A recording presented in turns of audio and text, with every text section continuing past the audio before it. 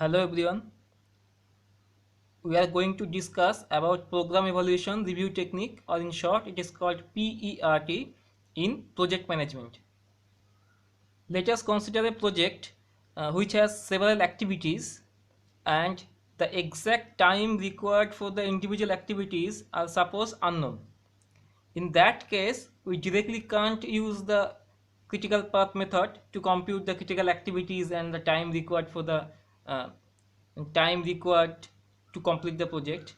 In that case, we shall use 3 steps approximation for the time duration of an activity. Now we consider an example. Suppose there is a project which has 9 activities A, B, C up to I, and these are the immediate predecessors. Now time required for individual activities are unknown. That means we don't know what is the exact time required for any activity. But for each activities, 3 steps approximations are known. As for example, consider the activity A. Now we don't know what is the exact time required to complete the activity A, but it is known that in general the activity takes 5 weeks to complete. That means this 5 is the approximate time that in most of the cases the activity A takes. But it is known that under the most favorable condition, if everything goes well, the activity A can be completed within 2 weeks, and this is the least time required to complete the activity A. But it is also known that under unfavorable conditions, the activity A takes as long as 14 weeks to complete. That means one can assume that these 2 and 14, these two are the lower limits and upper limits of the time duration required for the activity A. And in general, it may take 5 weeks. Similarly, for the activity B, here you see that 10 is the general time, that is the most probable time required to complete the activity A, the activity B, but under most favorable conditions it may take only 1 week. In unfavorable conditions it may take up to 12 weeks, and these 3 times are known as optimistic time. The minimum time required to complete the activity is called the optimistic time. The maximum time required to complete the activity is known as pessimistic time, and this is denoted by TP. Optimistic time is denoted by TO, and most probable time, this is denoted by Tm. So for each individual activities we have the optimistic time, most probable time, and the pessimistic time. From these 3 times we shall compute the average time that is required to complete the activity, and the formula we shall use is the average time, that is denoted by Ta, that should be To, that is optimistic time, plus 4 times of Tm, that means 4 times of the most probable time plus the pessimistic time, and it will be divided by 6, and this is called the average time or the mean time required to complete the activity A or for the other activities. Similarly, we shall compute the time variance, and that should be pessimistic time minus optimistic time its whole square divided by 36, and this should be called the time variance for the activities. So we shall compute all the average time or the mean time and the time variance of the activities using these two formulas. Here we have computed all the average times and the time variance for the activities, and these are the quantities we have obtained. Now we shall draw the project diagram or the project network for this project, and we shall use AON, that means activities on the nodes. Now this was the actual project, and from this table we shall draw the project network or the project diagram using AON, that means activities on the nodes, and these are the immediate predecessors, and the times we shall use are the average times or the mean times to complete the activities. In the previous video, I have already shown how to draw the project diagram. So from this problem, I have drawn this project diagram, and here we find that each node of this diagram represent an activity. And consider the node A, it represents the activity A, and 6 is the mean time or the average time required to complete the activity. And this 6 is the average time required to complete the table, this one. Similarly, for all the nodes we have used this average time. So this is the project diagram. From this project diagram we shall find the critical path and the corresponding critical activities. We find that there are only 3 paths from start to finish. So out of these 3 paths, one should be the critical path. The paths are, first one is this one, from A to C to E to H to finish, and the next path is this one, and the final path. So out of these 3 paths, one should be the critical path. Here we have written all the paths from start to finish. So these are the possible paths from start to finish, and from each path we shall compute the total time required to complete the activities on the paths. So as per example, consider the first path from A to C to E to H to finish. To complete the activities of this path, the time required should be, for A it is 6 weeks, so 6 plus 16 by 6 plus 58 by 6 plus 10. For the second path, the total time required to complete the activities on this path should be 6 plus 4 plus 5 plus 10. And similarly, for this path, the time required to complete the activities is 53 by 6 plus 2 plus 6. So, for each path, we compute the total time required to complete the activities. Here we have computed the sums. So these are the times required to complete these activities on the paths. So out of these 3 paths, which one is the critical path?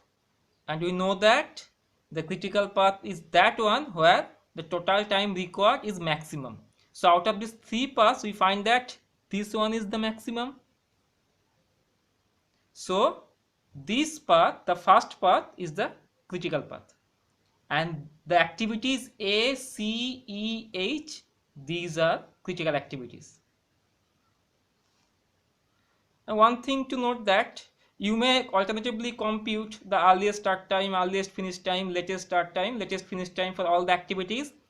You will find that these are the critical activities and this is the critical path with 0 slack times. Now from this table we identify the critical activities. We have found that the critical activities are A, C, E and H. These are the critical activities A, C, E and H. And we shall identify the average times and the time variance for the critical activities. Here we have marked the average time and the time variance for the critical activities. Next we shall sum these terms. We shall add the terms only for the critical activities. That means we shall find the total average time for the critical activities. That means 6 plus 16 by 6 plus 58 by 6 plus 10. And this should be equal to 170 by 6. So we shall denote it by T, capital TA. That should be 170 by 6. Next we shall add the time variance for the critical activities, and we shall add 4 plus 1 plus 4 plus this one, and the total time variance for the critical activities we shall denote it by sigma square C, and this should be 424 by 36.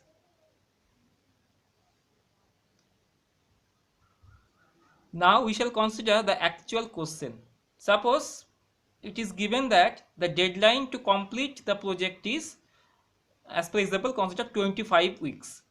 So now the question is, what is the probability that the project can be completed within this deadline 25 weeks. We shall find this probability by using distribution.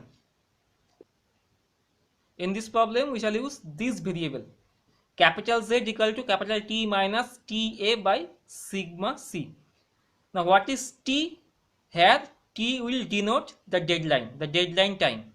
TA is the sum of the average time for the critical activities, and sigma C is the sum of the standard deviation of the critical activities. Now consider problem number 1.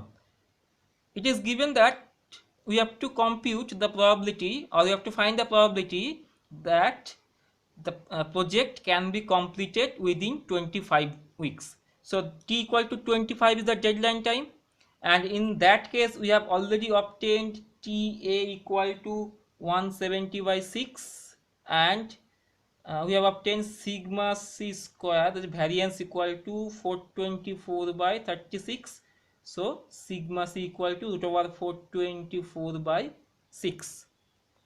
Now if we replace these values on this equation, then the value of Z becomes, call it Z0, it becomes 25 minus 170 by 6 divided by root over 424 by 6. After some calculation, it can be found that this is equal to minus 0.97 approximately.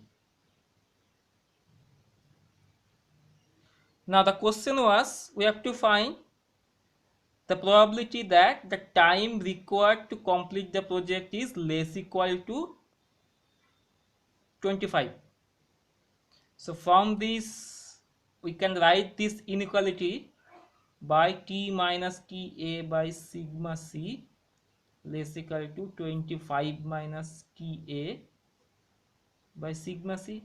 So we can write this probability in this way, that is equal to P of, and this is nothing but capital Z, so Z less equal to this one is minus 0.97. That means we have to compute this probability. Now from the graph of standard normal distribution, we find that this probability is equal to this area, and due to symmetry this area is equal to that area, and hence we can write this one equal to P of Z greater than 0.97. So from this we can write this is 1 minus P of Z less than 0.97. Now from the table of standard normal distribution, we find that the probability of this one is equal to 0.834 approximately. So we find that this is equal to 0.166 approximately. That means this is the required probability that the entire project will be completed within the deadline 25. Now consider one more question. Suppose the deadline was 30 weeks instead of 25 weeks. Then this should be the value of Z0.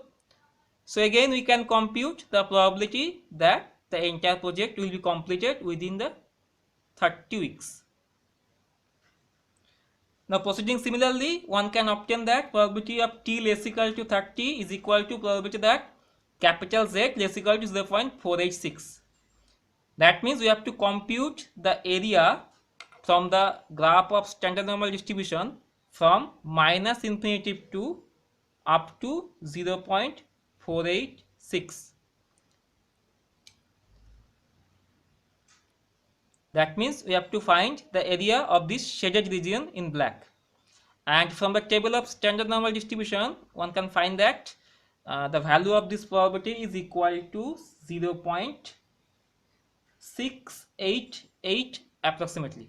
So the probability that the project will be completed within the deadline 30 weeks is 0.688. That means this is equal to 68.8%. So there is a 68.8% chance that the project can be completed within 30 weeks. But if the deadline is 25, then there is only 16.6% chance that the project will be completed within this deadline. So that completes the solution. Thank you.